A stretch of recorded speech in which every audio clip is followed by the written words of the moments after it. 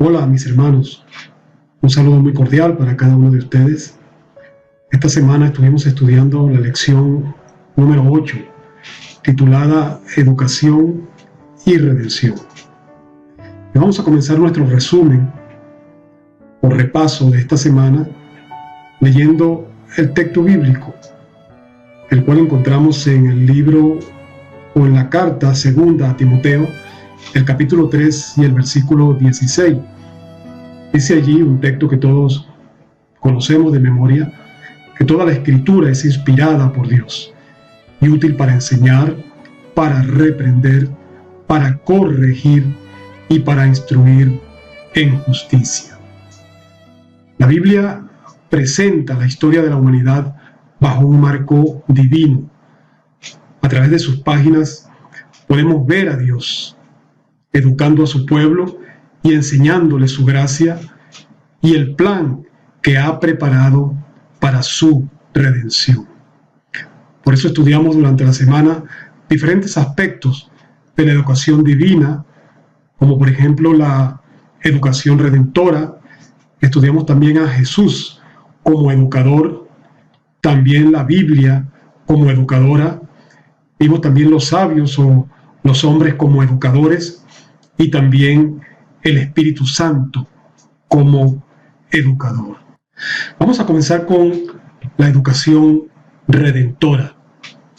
Dice la Biblia en el libro de Génesis, el capítulo 5 y el versículo 1, el día en que creó Dios al hombre, a semejanza de Dios lo hizo.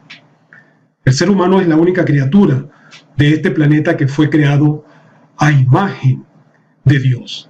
Vemos en el libro de Génesis, el capítulo 1 y el versículo 27, que dice que creó Dios al hombre a imagen de Dios lo creó, varón y hembra los creó. Adán y Eva debían transmitir esta etapa o esta imagen o semejanza a sus hijos. No obstante, a causa del pecado, ellos engendraron a sus hijos a su semejanza y no a la semejanza divina. Dice Génesis 5:3, y vivió Adán 130 años y engendró un hijo a su semejanza, conforme a su imagen, y llamó su nombre Set. Paulatinamente, la imagen de Dios se ha ido desfigurando de generación en generación. El propósito de la educación divina es restaurar en nosotros la imagen perdida de Dios a través de la redención. Este plan de redención cubre desde el pecado hasta la encarnación y la nueva creación, y seguirá siendo nuestro tema de estudio por la eternidad. Comenta la señora White en el libro La Educación, en la página 15, ella dice allí: la obra de la redención debía restaurar en el hombre la imagen de su hacedor, devolverlo a la perfección con que había sido creado, promover el desarrollo del cuerpo, la mente y el alma, a fin de que se llevara a cabo el propósito divino de su creación. Este es el objetivo de la educación, el gran propósito de la vida. Vamos a ver a Jesús como educador. Dice la Biblia en el libro de Juan, el capítulo 3 y el versículo 2, Rabí, dice allí Nicodemo, sabemos que has venido de Dios como maestro. Isaías 11, del 1 al 9, es una sorprendente profecía acerca del Mesías. En esos versículos, Jesús es presentado como educador. Si analizamos esos versículos, vemos que dice allí que Él tendrá un espíritu de sabiduría, un espíritu de consejo, tendrá también espíritu de conocimiento, juzgará con justicia, arguirá con equidad. El resultado final de su obra educadora será que la tierra será llena del conocimiento de Jehová como las aguas cubren el mar. Nicodemo fue uno de los primeros en reconocer a Jesús como maestro. Él le llamó rabí, que quiere decir maestro. Durante su conversación, Jesús le indicó que su don de enseñanza provenía de Dios, provenía de lo alto. Él le dijo en Juan 3, los versículos 12 al 13, si os he dicho cosas terrenales y no creéis, ¿cómo creeréis si os dijere las celestiales? Nadie subió al cielo, sino el que descendió del cielo, el Hijo del Hombre que está en el cielo. Veamos ahora la Biblia como educadora. Dice en Lucas, el capítulo 16, el versículo 29, a Moisés y a los profetas tienen, óiganlos. Pablo presentó a Timoteo la Biblia como el libro educador por antonomasia, es decir, útil para enseñar, para reprender, para corregir, para instruir en justicia. Cada una de sus divisiones tiene algo esencial que enseñarnos. El Antiguo Testamento, en el Pentateuco, nos enseña cómo vivir de acuerdo con el plan de Dios para nosotros. Los profetas primeros, los primeros profetas, nos enseñan allí cómo ellos pusieron en práctica o cómo Israel puso en práctica todos estos principios. Los profetas posteriores nos enseñan cuáles fueron sus errores y cómo evitarlos.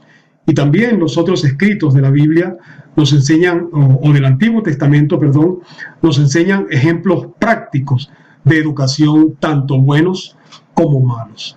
En el Antiguo Testamento vemos allí los libros históricos o los libros evangélicos que contienen gran cantidad de material educativo y cómo transmitirlo. También las epístolas paulinas y las otras epístolas, vemos allí aplicaciones prácticas de la educación recibida. Y el libro de Apocalipsis nos da un vistazo al desarrollo educativo escatológico y su objetivo final. La señora White nos enseña en el libro Cada día con Dios del 28 de abril, ella dice algo sumamente importantísimo allí. Dice allí, la Biblia es el libro de texto y debería ser estudiada diligentemente, no como se lee cualquier libro. Debe ser para nosotros el libro que satisface las necesidades del alma. Este libro hará sabio para la salvación al hombre que lo estudie y lo obedezca. Veamos los hombres como educadores. Dice la Biblia en el libro de Proverbios, el capítulo 16 y el versículo 23, el corazón del sabio hace prudente su boca y añade gracia a sus labios. La Biblia habla de hombres sabios. Entre ellos podríamos nombrar a José, a Oliab, David, Etán, Ahitofel, Usai, Agur, Lemuel, Gamaliel, el apóstol Pablo y muchos otros. Todas esas personas vivieron de manera responsable para beneficiar a los demás. Pero sin lugar a duda, el más destacado de ellos fue Salomón. Él disertó sobre las plantas y los animales y compuso proverbios y cantares. Sus escritos nos enseñan cómo aplicar el conocimiento de forma práctica, es decir, ser sabios. Él nos insta a alcanzar la sabiduría y usarla para educar a otros. De esta forma nos convertimos en canales a través de los cuales Dios puede instruir a su pueblo. Dice Proverbios, el capítulo 9, los versículos 9 al 10, da al sabio y será más sabio, enseña al justo y aumentará su saber. El temor de Jehová es el principio de la sabiduría y el conocimiento del Santísimo es la inteligencia. ¿Qué tal acerca del Espíritu Santo como educador? Dice la Biblia en el libro de Juan, el capítulo 14 y el versículo 26, mas el Consolador, el Espíritu Santo, a quien el Padre enviará en mi nombre, Él os enseñará todas las cosas y os recordará todo lo que yo os he dicho. Antes de irse, el Señor Jesús prometió enviar al Espíritu Santo para, entre otras funciones, continuar con su obra educativa. Él nos guía a toda verdad y nos enseña qué debemos decir, cuándo y cómo debemos hacerlo. Su educación, de acuerdo a 1 Corintios 2, 5 al 7, no procede de la sabiduría humana, sino del poder de Dios. Y no usa la sabiduría de este mundo, sino que expone el misterio de la sabiduría de Dios. A través de él podemos llegar a estudiar incluso las profundidades de la sabiduría de Dios. ¿Cuán profundo será ese estudio y cuánto acceso al aprendizaje habrá para quienes sean guiados por el Espíritu de Dios? La señora White comenta acerca del apóstol Pablo en el libro Hechos de los Apóstoles, la página 204. Ella expresa allí: Pablo comprendía que su suficiencia no estaba en él, sino en la presencia del Espíritu Santo, cuya misericordiosa influencia llenaba su corazón y ponía todo pensamiento en sujeción a Cristo. Hablando de sí mismo, afirmaba que llevaba siempre por todas partes la muerte de Jesús en el cuerpo, para que también la vida de Jesús sea manifestada en nuestros cuerpos. En las enseñanzas del apóstol, Cristo era la figura central. Vivo, declaraba él, no ya yo, mas vive Cristo en mí.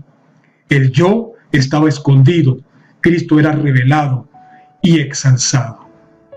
Quiera el Señor que, como el apóstol Pablo, permitamos la presencia del Espíritu Santo en nuestras vidas y seamos llenos de la sabiduría del cielo para llevar a otros el conocimiento de Cristo Jesús, nuestro Señor.